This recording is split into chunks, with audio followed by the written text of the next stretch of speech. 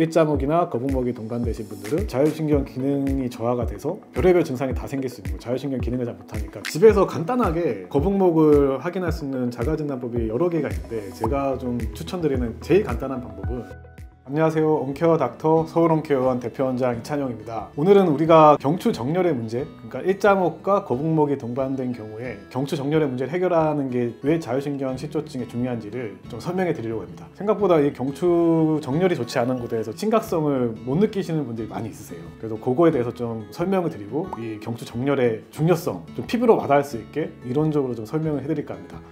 이게 저희 내원하시는 분들한테 항상 보여주는 모형인데, 여기 보시면은 이게 경추예요. 이게 두개골이 시작되는 부분이고, 그러니까 결국 경추 정렬이 문제가 되면은 여기에 있는 구조물들이 문제가 발생하신다 보면 돼요. 보시면 구조물을 할 수 있는 게 뼈도 있고, 뼈 사이에 있는 디스크가 있고, 그리고 여기 빨간 거 보이시죠? 여기 이제 동맥인데, 동맥도 있고, 여기 보면은 배측신경절이라 하는 신경이 나와 있는 게 있는데, 이 모든 구조물이 다 영향을 받을 수 있습니다. 주요 포커싱은 이제 옆에 지나가는 척추동맥에 대해서 설명을 할 건데, 그거 이전에 이 디스크에 대해서도 설명을 좀 드리면은, 이 정렬이 좋지 않으면은 일반인들보다 디스크에 걸리는 압력이 훨씬 더 높아요. 그러다 보면은 디스크가 찢어서 튀어나오게 되면은 우리가 흔히 얘기하는 디스크, 그러니까 이 디스크가 찢어져서 수액이 흘려나와서 배측신경절인 여기를 건드리면은 팔이 찌릿하는 통증이 생기고, 막 등도 아프고 어깨도 아프고 이런 디스크 증상이 있는데, 이렇게 디스크가 찢어서 튀어나오지 않더라도 디스크 자체가 눌리는 것만으로도 증상이 생길 수 있거든요. 왜냐하면 이게 디스크가 찢어지고 흘러나오지 않아도 후방 섬유율이 한 3분의 1 정도가 닿게 찢어지게 되면 거기서부터 이제 신경이 자극을 받아서 통증이 생길 수 있거든요. 경추 정렬이 좋지 않으면 이 디스크도 영향을 받아서 자율신경 실조증에 해당하는 이런 어지러움증, 두통 같은 게 나타날 수가 있습니다. 그 다음으로 이제 오늘의 메인 주제인 동맥 흐름에 대해서 좀 설명을 드려볼게요. 경추에 있는 동맥, 즉 내로 가는 동맥은 제일 대표적인 게 경동맥이 있고, 그 다음에 많이 모르시는 분들이 계신데 척추동맥이 있습니다. 그래서 경동맥은 내로 가는 혈류의 80% 정도를 담당하고 있고, 좀 간과되기 쉬운 척추동맥 같은 경우 20% 정도의 혈류만 담당하고 있는데, 이 자율신경에는 이 척추동맥의 역할이 상당히 큽니다. 그래서 척추동맥 같은 경우는 여기 보이시면 줄 두 줄이 보이시죠? 왼쪽 오른쪽 척추동맥이 이렇게 올라가는데, 밑에 이제 서브클레비안 아테리라 해서 쇄골화 동맥에서 분지해서 이렇게 올라가요. 근데 보시면은 딱 보면 특이한 게, 이게 척추동맥이 올라가는데 뼈가 감싸고 있죠. 이게 쭉 경추뼈가 감싸면서 올라가는데, 이 뼈 구멍이 감싸고 있는데 이게 트랜스버스 포라멘이라고, 유일하게 경추에만 이런 구멍이 있어요. 왜냐? 이 척추동맥을 보호하기 위해서. 그만큼 척추동맥이 중요하다는 거죠, 진화론적으로. 그러면 왜 이런 척추동맥을 이 뼈가 감싸면서까지 우리가 진화를 했냐?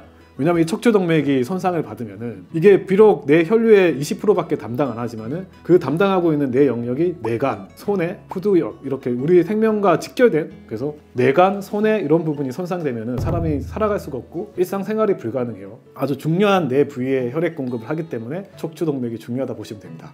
그래서 그 구조를 좀 설명을 드리면은, 이렇게 양쪽에서 이렇게 올라오다가 척추, 경추 1, 2번 사이에서 급격히 꺾이면서 이 포라멘 매그넘, 이거 보이시죠? 이 구멍을 통해서 이렇게 올라가요. 그렇게 두 개가 이제 그때 비로소 합쳐지면서 베질라 아테리, 기저동맥을 만들면서 이렇게 원형의 고리를 이루면서, 그게 윌리스 서클이라 하거든요. 그래서 이렇게 서클을 이루고 있는 이유가 워낙에 중요하다 보니까, 다른 쪽이 막히면 다른 혈관을 통해서 공급받을 수 있게 서클을 이루고 있다고 볼 수 있습니다. 그 정도 들으면 이게 얼마나 중요한지 아시겠죠? 우리가 이렇게 미세하게 막히는 경우도 생길 수가 있거든요. 근데 이렇게 미세하게 막히고 미세하게 혈류가 저하되는 건 사실 교과서적으로는 따로 질병이 특별히 없어요. 그럼 이제 우리가 대학병원 이런 데서 진단은 되지 않지만은, 이 척추동맥의 흐름이 원활하지 않게 되면은 다양한 자율신경 증상이 나타날 수밖에 없어요. 왜냐면은 뇌간 같은 경우는 자율신경을 조절하는 센터라 보시면 돼요. 근데 이 센터에 혈액 공급이 잘 안 되면은 전체적인 자율신경 기능이 떨어질 수밖에 없겠죠, 당연히. 그러니까 우리가 이제 자율신경 기능 저하되신 분들이 이 척추동맥 흐름에 미세하게 문제가 있으면은 따로 진단은 받지 못하지만은 뭔가 자기는 불편한 거죠. 근데 그런 분들이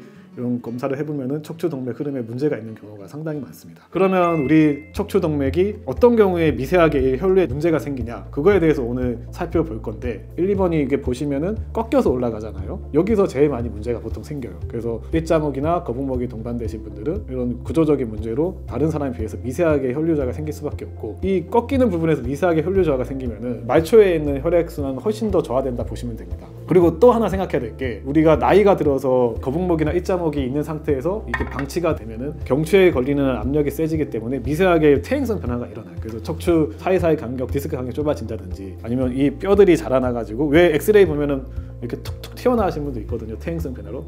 그런 분들은 이 트랜스버스 포라멘 이 공간도 퇴행성 변화로 좁아질 확률이 높은 거죠. 퇴행성 변화가 동반된 분들한테서 버테브럴 아테리, 즉 척추 동맥의 흐름이 저하되고 그로 인해서 어지럼증이나 뭐 이명 이런 자율신경 기능 저하 증상들이 발생한다는 거는 논문으로도 많이 나와 있고 논문 한 편을 제가 가져와 봤는데 이 논문 보시면은 결론은 그거예요. 퇴행성 변화가 동반된 경우에는 척추 동맥 순환에 장애가 생기고 그로 인해서 어지럼증 이런 증상들이 나타날 수 있다는 논문입니다.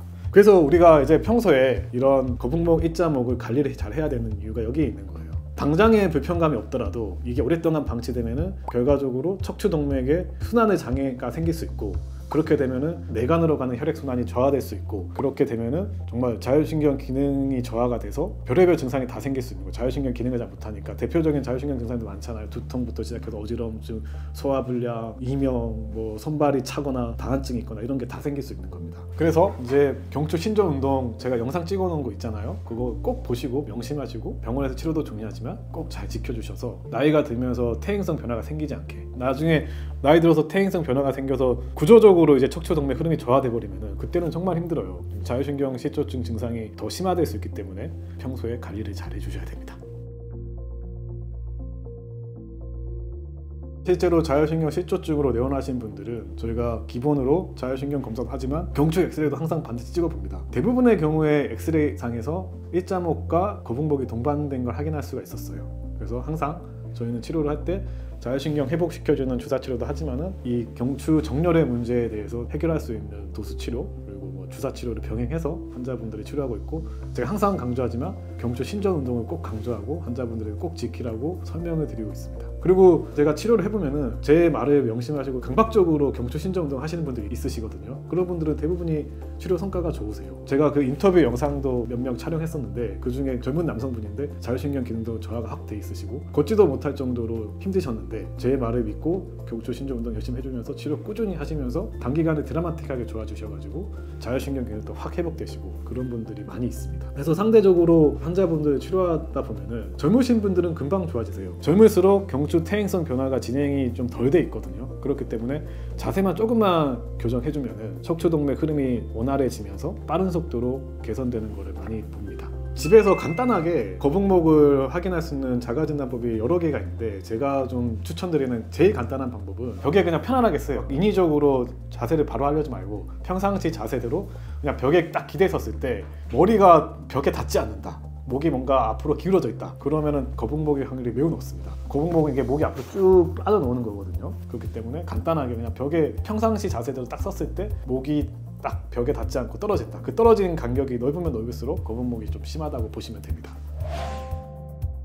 오늘 제가 강조드렸지만은 결국 경추가 자율신경 기능에는 상당히 중요하다 볼 수 있습니다. 경추가 바로 뇌랑 이어져 있고 경추에는 다양한 근육과 다양한 신경 그리고 중요한 동맥들이 지나가기 때문에 경추 정렬에 문제가 생기면은 신경에도 영향받을 수 있고 그리고 동맥 흐름에도 영향받을 수 있는데 오늘은 좀 동맥 흐름에 초점을 맞춰서 좀 얘기를 좀 드렸습니다. 그래서 평소 자율신경 실조 증상 있으신 분들은 내 자세를 한번 잘 파악해 보시고 병원에 내원하시기 전에 경추 신전 운동을 좀 열심히 해본 다음에 그래도 이제 잘 안 낫는다 그러면 저희 병원에 내원해 주시면은 제가 진료를 보고 적극적으로 좀 치료를 해드리겠습니다.